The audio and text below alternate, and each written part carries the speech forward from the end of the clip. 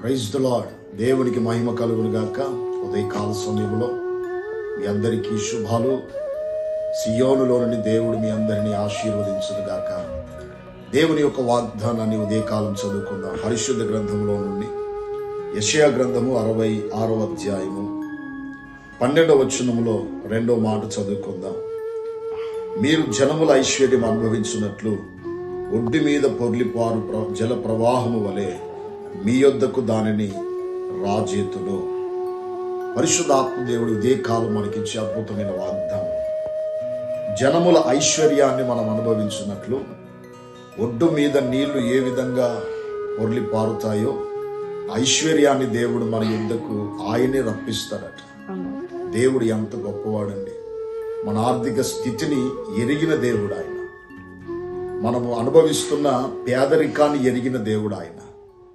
మనము వెళ్ళుచున్న మార్గంలో ఎన్ని శ్రమలు పడుతున్నామో ఎరిగిన దేవుడు ఆయన. కాబట్టి ప్రభు మన ఆర్థిక స్థితిని ఎరిగి, మన లేమిని ఎరిగిన దేవుడు, మన కరువును ఎరిగిన దేవుడు, మన పేదరికాన్ని ఎరిగిన దేవుడు మనకు వాగ్దానం చేస్తున్న మాట ఏంటంటే, జనముల ఐశ్వర్యాన్ని మీ యొద్దకు నేను రప్పిస్తాను.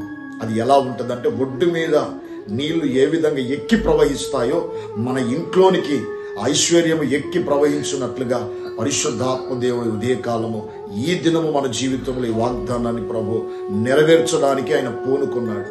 ప్రియమైన దేవుని జనాంగమా, దేవుని సన్నిధిలో ఎదుగుతున్న మనము ఇక పేదరికము లేకుండా, కరువు లేకుండా, ఖడ్గము లేకుండా, ఇబ్బందులు లేకుండా దేవుని యొక్క ఐశ్వర్యము చేత దేవుడు మనందరినీ ఆశీర్వదించునుగాక. ఈ వాగ్దానాన్ని దేవుడు మన యొక్క జీవితంలో నెరవేర్చునుగాక. Amen. God bless you. God be with you always. దేవుడు మీ అందరిని దీవించునుగాక. ఆమేన్.